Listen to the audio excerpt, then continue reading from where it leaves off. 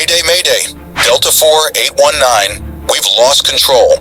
Requesting immediate assistance. The captain's urgent call crackled through the radio, but within seconds, everything spiraled into chaos. What went wrong? How did a routine flight turn into a terrifying disaster? Today, we take you inside the cockpit, where every decision mattered. We'll reveal the critical moments, the unseen factors, and the real reasons behind the tragedy. This isn't just a story, it's a reconstruction of events based on facts, expert analysis, and the final transmissions from the doomed flight. Stay with us as we uncover the truth behind Delta Flight 4819. Toronto Pearson International Airport was alive with activity as travelers hurried through the terminals, pulling their luggage behind them. The evening air outside was crisp, with light snowflakes drifting down onto the tarmac, coating the ground in a thin layer of frost. Inside, the terminal buzzed with the sounds of announcements, the chatter of passengers, and the occasional beep of a boarding call. Among the many flights departing that evening, one stood out. Delta Connection Flight 4819, scheduled to take off from Minneapolis, St. Paul International Airport. Near Gate F60, passengers gathered, waiting for their boarding group to be called.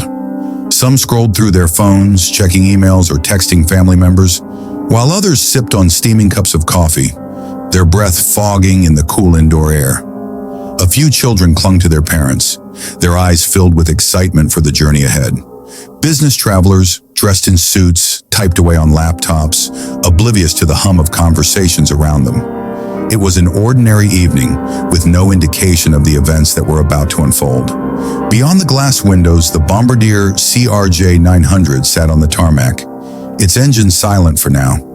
Ground crews worked efficiently, loading luggage into the cargo hold, conducting last-minute maintenance checks, and spraying de-icing fluid onto the aircraft's wings. The snowfall was getting heavier, but for a city accustomed to harsh winters, this was nothing out of the ordinary.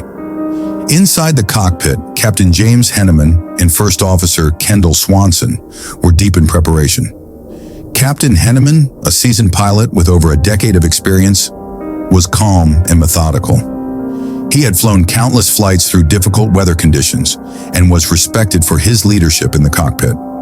First Officer Swanson, younger but equally skilled, double-checked the flight plan, ensuring everything was aligned for departure. Despite the worsening weather, there was no sign of trouble. The aircraft was cleared for takeoff, and everything appeared routine. The flight attendants moved through the cabin, making final preparations before boarding began.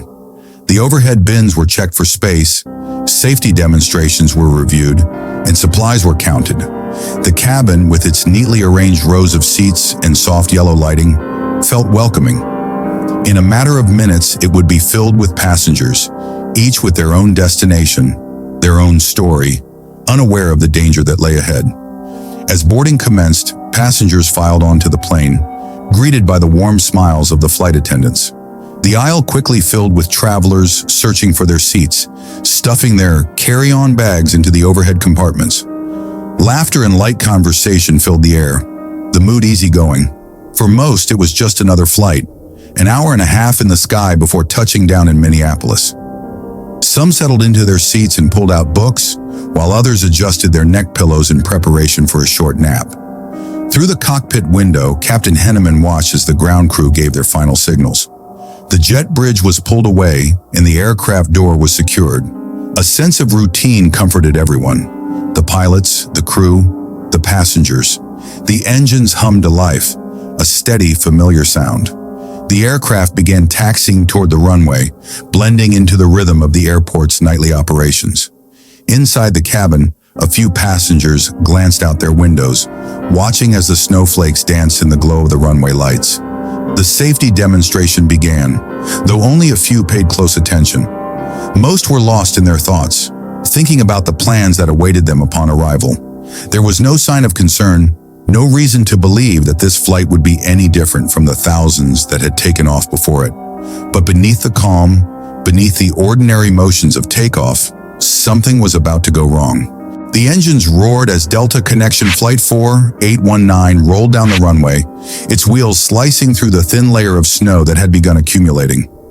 Inside the cockpit, Captain James Henneman and First Officer Kendall Swanson focused on their instruments, ensuring the takeoff sequence proceeded smoothly. The aircraft lifted into the sky, its nose piercing through the dense winter air. From the cabin windows, the lights of Toronto Pearson International Airport faded into the distance, replaced by the dark, cloud-filled expanse ahead. At first, everything seemed routine. The aircraft climbed steadily, the flight attendants moved about the cabin, and passengers settled in for the journey.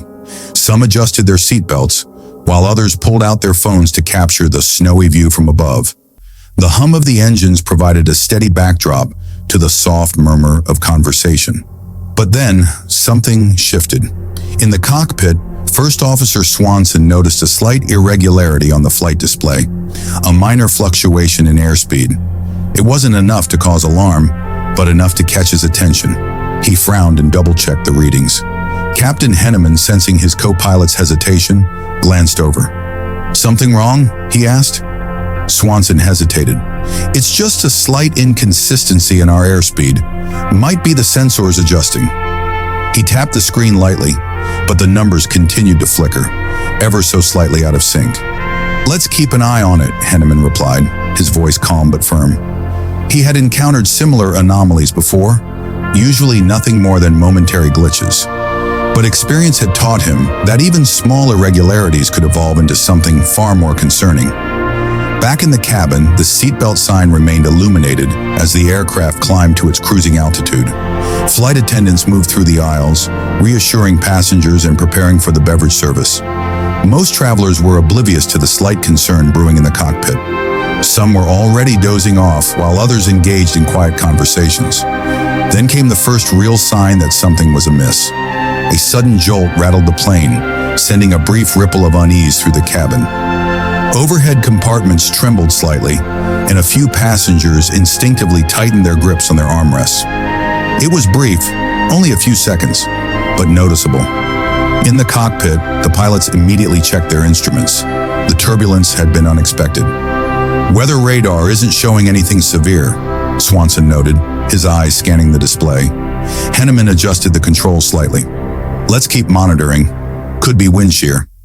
The aircraft continued its ascent, but the uneasy feeling lingered.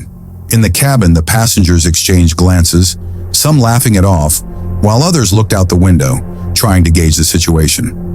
The flight attendants resumed their duties, though their movements were a little more careful now. Minutes passed, and for a moment it seemed as though the turbulence was an isolated event. But then another jolt, this time stronger. A few gasps echoed through the cabin as the plane dipped slightly before stabilizing again. Flight attendants quickly grabbed onto nearby seats for support, their expressions professional but alert. In the cockpit, Swanson's voice was more rigid now. "That was stronger than the first." Henneman nodded. His hands were firm on the controls. "Let's check in with ATC, see if they have any updates on conditions ahead." Swanson reached for the radio, but before he could speak, another flicker on the instrument panel drew his attention. This time, it wasn't just the airspeed, it was the altitude reading, a slight discrepancy, but enough to set off a quiet alarm in the back of his mind. He and Henneman exchanged a glance, unspoken tension settling between them. Meanwhile, in the cabin, the once casual atmosphere had shifted. Conversations had died down. A mother reached for her child's hand. A businessman, who had been typing away on his laptop moments earlier, now stared at the seatback screen, unfocused. The unease was spreading, though no one could quite place why. Then, without warning, a sharp, sudden drop. The aircraft lurched downward, only for a moment, but enough to send a tray of drinks toppling onto the floor.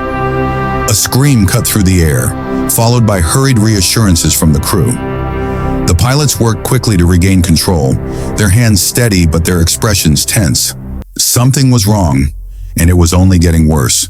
The aircraft lurched violently as another sudden jolt rocked it mid-air. Inside the cockpit, alarms blared in rapid succession, the sharp beeping cutting through the tense silence between Captain James Henneman and First Officer Kendall Swanson. Their hands gripped the controls tightly as they struggled to steady the plane. But something was wrong, terribly wrong. The turbulence had escalated beyond anything routine. and now the flight displays were feeding them conflicting information. The airspeed indicator fluctuated wildly, and for a brief moment, their altitude reading made no sense at all.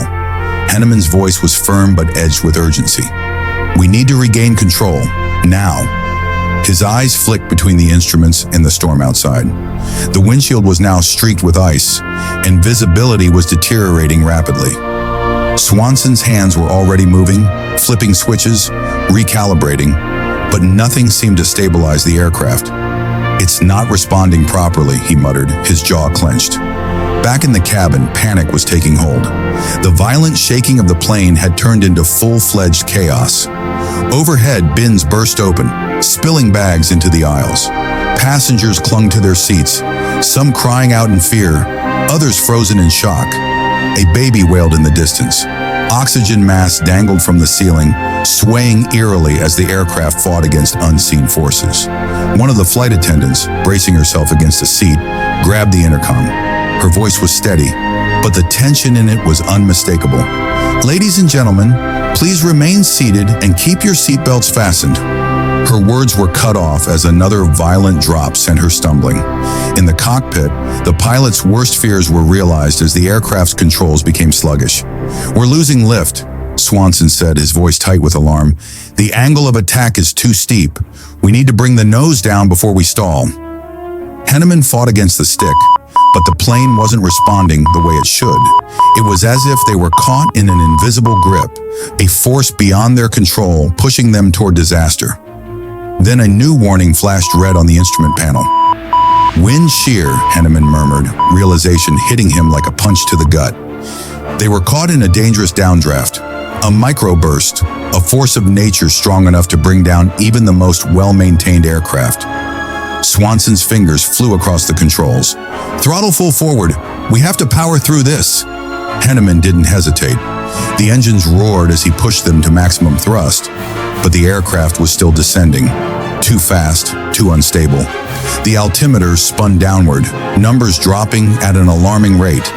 In the cabin, passengers braced for the worst. A woman clutched her husband's arm, whispering a prayer under her breath. A teenage boy, gripping his seat with white knuckles, shut his eyes tightly as if willing himself somewhere else. Then the moment that changed everything. The plane broke through the lowest layers of cloud cover, and suddenly the ground was rushing toward them. Too close, too fast. The pilots had seconds to react. Swanson shouted over the alarms. "Pull up, now!" Henneman yanked the controls with everything he had. The aircraft groaned under the strain, the engines screaming as they fought against gravity. The ground loomed closer, but for a split second, it seemed they might make it. They might clear the danger. Then came the impact. A deafening impact sent shockwaves through the fuselage as metal screeched against the earth.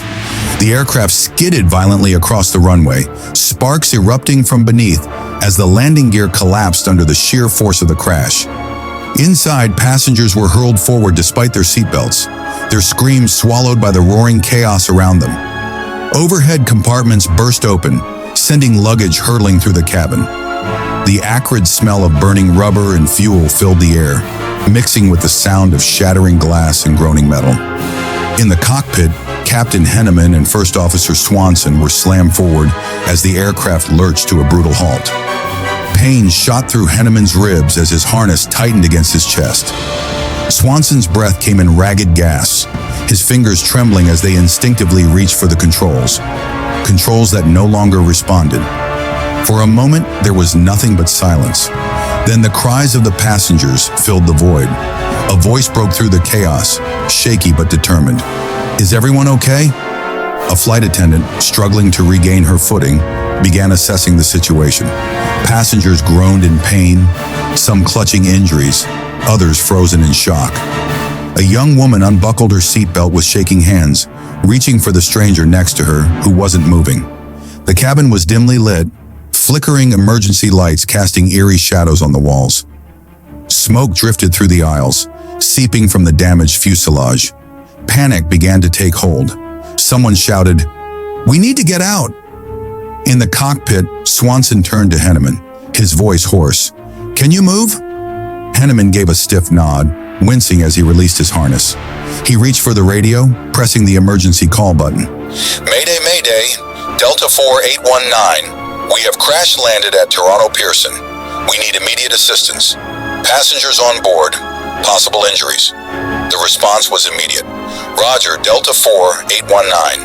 Emergency services en route. Stay on this frequency. But staying put wasn't an option. Smoke was thickening, the heat rising.